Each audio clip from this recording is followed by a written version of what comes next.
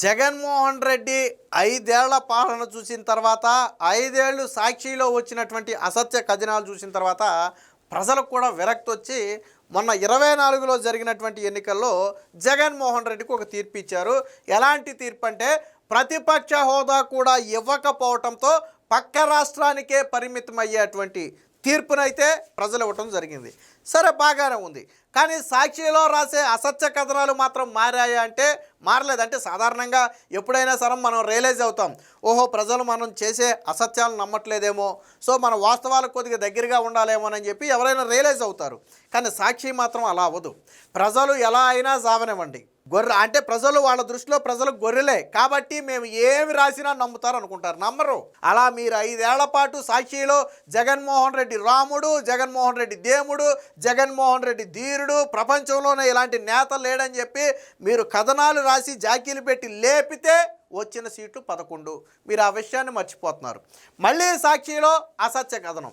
ఎవరైనా సరే ఆ ప్రజలకు జరిగే మంచిని ఎత్తు చూపారనుకోండి, వాళ్ళు శత్రువులు. అదంతా చంద్రబాబు మీడియానో లేకపోతే ఎల్లో మీడియానో వీళ్ళకి అయిపోద్ది.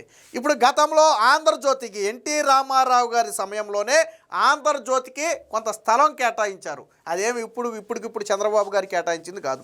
తరువాత అది నేషనల్ హైవే బఫర్ జోన్లో కొంత భాగం పోతే ఆ పోయిన భాగానికి ప్రత్యామ్నాయంగా అంతే మొత్తంలో మాకు వేరొక చోట కేటాయించండి అని అప్పుడు ఆంధ్రజ్యోతి అడిగితే 2017లో చంద్రబాబు గారు అప్పుడు సీఎంగా ఉన్న సమయంలో కేటాయించారు. అయితే అప్పట్లోనే ఇది ఆంధ్రజ్యోతికి దారాదత్తం అని చెప్పి సాక్షిలో కథనాలు రాశారు. కానీ అది వాస్తవం కాదు. ఆల్రెడీ ప్రభుత్వం భూమికి డబ్బులు కట్టించుకుని భూమి కేటాయించింది. అదేమి ఫ్రీగా రూపాయికి ఇచ్చింది కాదు. ఆ రోజు మార్కెట్ వాల్యూ ప్రకారం మొత్తంగా ఎకరన్నర ఎంత సుమారు అనుకుంటుంది, ఎకరం 70 సెంట్లు మార్కెట్ రేటు ప్రకారం కట్టించుకున్నారు. తర్వాత అది నేషనల్ హైవే బఫర్ జోన్లో పోయింది కొంత భాగం. పోయిన భాగానికి ప్రత్యామ్నాయంగా వేరొక చోట కొంత భాగం ఇవ్వమన్నారు. అప్పుడు రేటు ప్రకారం దానికి డబ్బులు కూడా కడతామని చెప్పారు. సో అలాగే అప్పుడు ప్రభుత్వం కూడా కేటాయించింది. అయితే జగన్ వచ్చిన తర్వాత ఏం చేశాడు అంటే దాన్ని పేదలకు ఇవ్వాలని చెప్పి లాగేసుకున్నాడు.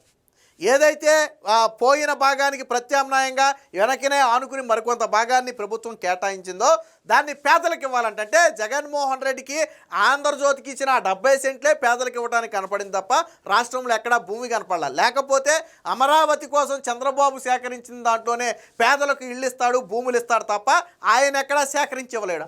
అంత సత్తు ఆయనకి లేదు. ఎందుకంటే ఆయన 1 సెంటు విశాఖలో భూసేకరణ ప్రయత్నం చేశాడు రాజధాని పేరుతో. ఎవడు దేకల సొంత పార్టీ కార్యకర్తలు కూడా సభలు పెడితే వెళ్ళిపోయారు భూమి మేము ఇవ్వమని. ఎందుకంటే అప్పటికి అమరావతి రైతుల దుస్థితాలు చూసి భయం వేసింది. సో జగన్మోహన్ రెడ్డి ఎక్కడ సేకరించలేడు.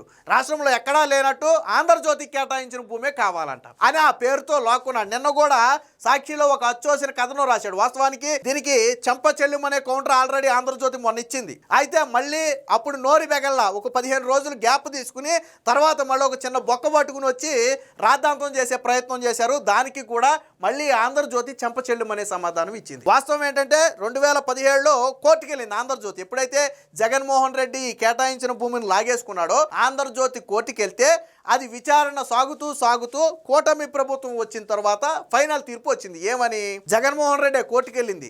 సో పోయిన భూమికి ప్రత్యామ్నాయంగా భూమి కేటాయించడం తప్పు కాదు. సో ఆ భూమిని అక్రమంగా అంటే ప్రభుత్వం వెనక్కి తీసుకోవడం కరెక్ట్ కాదు.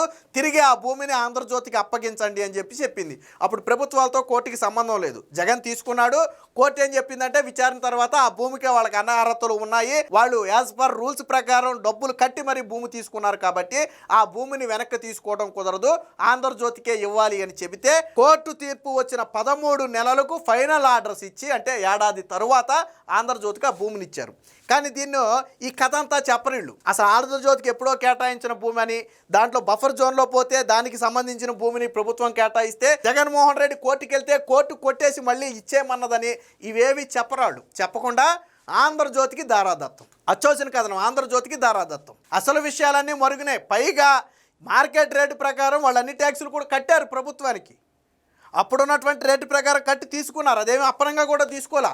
కానీ ఇవన్నీ దాచిపెట్టి ఇప్పుడు జీవీఎంసీ ఆ అనుమతి లేకుండానే దాచి ఇచ్చేశారని చెప్పి జీవీఎంసీ అనుమతులే మార్చేశారని చెప్పి ఒక అచ్చోసిన ఆంబోతు కథనాన్ని ప్రదర్శించింది. దానికి కూడా వాళ్ళు చెంప చెల్లుమనేటట్టు జీవీఎంసీ అప్రూవల్తో సహా ఇతర ఆధారాలన్నీ కూడా మళ్ళీ ప్రచురించి ఒక వార్తని అంటే వాళ్ళు ప్రతిసారి బురద జల్లుతుంటే వీళ్ళు కడుక్కుంటూ ఉండాలి. సాక్షిది కానీ జగన్మోహన్ రెడ్డిది కానీ నైజం ఒకటే, మనం ముందు బురద జల్లాలి, తర్వాత వాడు తుడుచుకునే లోపు అది మొత్తం చుట్టూ తిరిగి వచ్చేది. ఫర్ ఎగ్జాంపుల్ గతంలో పింక్ డైమండ్ లేదు, కానీ బురద జల్లితే ఏమైంది, అది వైరల్గా మారింది. నిజమేనేమో అనుకున్నారు. తర్వాత జగన్ వచ్చిన తర్వాతే అసలు పింక్ డైమండ్ లేదని కోర్టుకు చెప్పాడు. కట్ చేస్తే కమ్మడి ఎస్పీలు అన్నాడు, కానీ అందులో ఉన్నది 6 కమ్మడి ఎస్పీలు, అంతకంటే 8 మంది రెడ్డి డిఎస్పీలు ఉన్నారు 32 మందిలో. అది తప్పుడు కథనమే. తర్వాత జగన్మోహన్ రెడ్డి హయాంలోనే అసెంబ్లీ సాక్షిగా అడిగిన ప్రశ్నకు సమాధానం ఇచ్చారు, మొత్తం కమ్మడి ఎస్పీలు కాదు అని. అలాగే కోడికత్తి డ్రామా మనకు తెలుసు. ఆ చివరికి అసలు కోడికత్తి డ్రామాలో అసలు నేరమే లేదని చెప్పి ఎన్ఐఏ ఇన్వెస్టిగేషన్ చేసినటువంటి నేషనల్ ఇన్వెస్టిగేషన్ ఏజెన్సీ చెప్తే జగన్ మాత్రం ఇది టీడీపీ నాయకులు కుట్ర అని చెప్పి ప్రచారం చేశాడు. వివేకానంద బాబాయిని చంపింది సొంత కుటుంబం వాళ్ళు, కాపాడింది జగన్మోహన్ రెడ్డిని. ఇప్పుడు సిబిఐ చెప్తే అప్పుడు చంద్రబాబు నాయుడు మీద నరాసుర రక్త చరిత్ర అని రాశాడు. అంటే జగన్మోహన్ రెడ్డి నైజం ఏంటంటే బురద చల్లటం.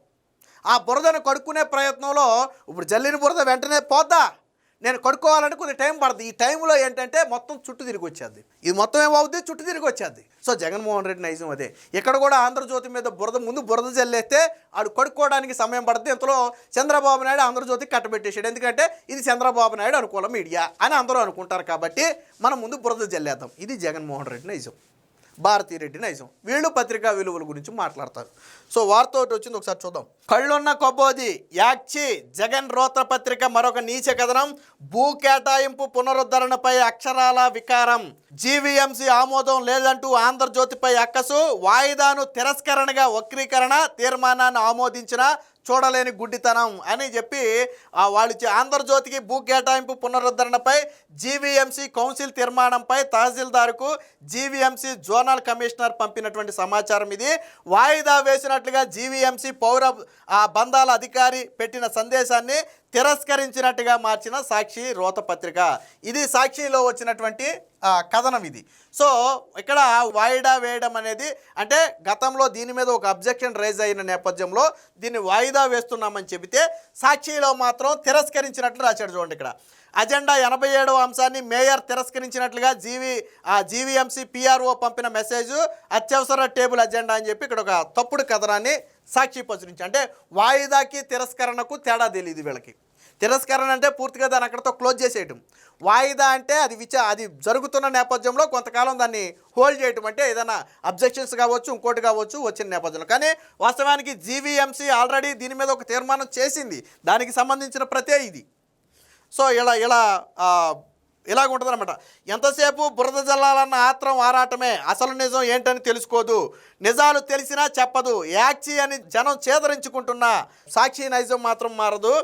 ఆంధ్రజ్యోతికి భూ నజరానా అని జగన్ రోతపత్రికలో గత అక్షర విలాసం ప్రదర్శించిన సంగతి తెలిసిందే.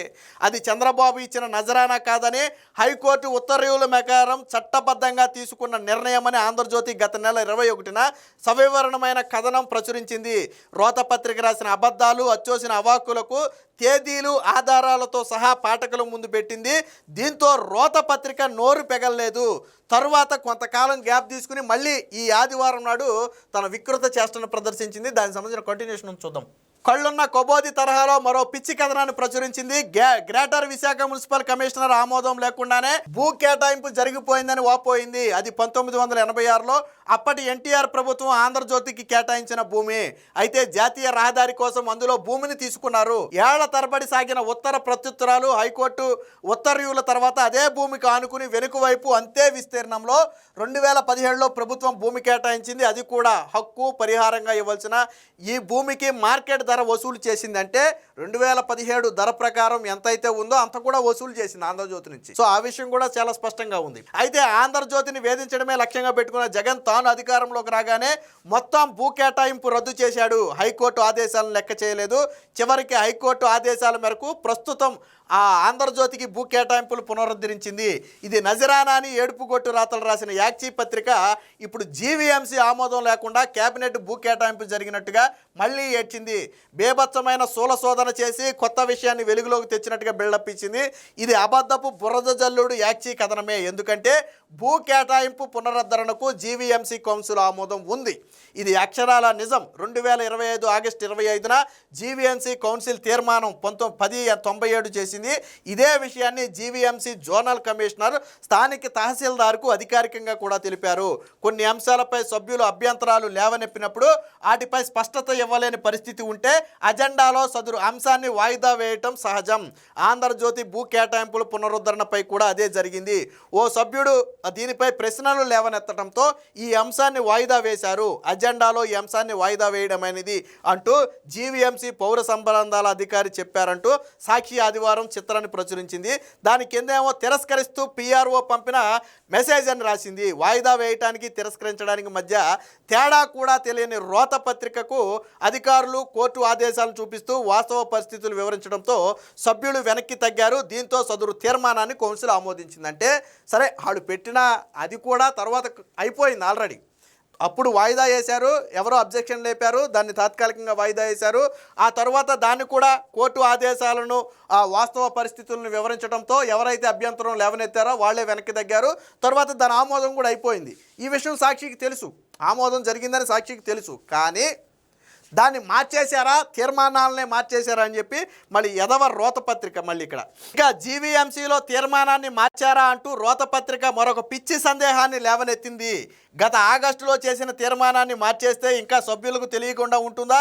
జీవీఎంసీలో వైసీపీ సభ్యులు కూడా ఉన్నారు కదా, వారు నిలదీయకుండా ఉంటారా? భూ కేటాయింపు పునరుద్ధరిస్తూ 2025 ఆగస్టు 25న కౌన్సిల్ ఆమోదించడం నిజం. ఆ తర్వాత 4 నెలలకు కానీ దాని జీవో వెలువడలేదు.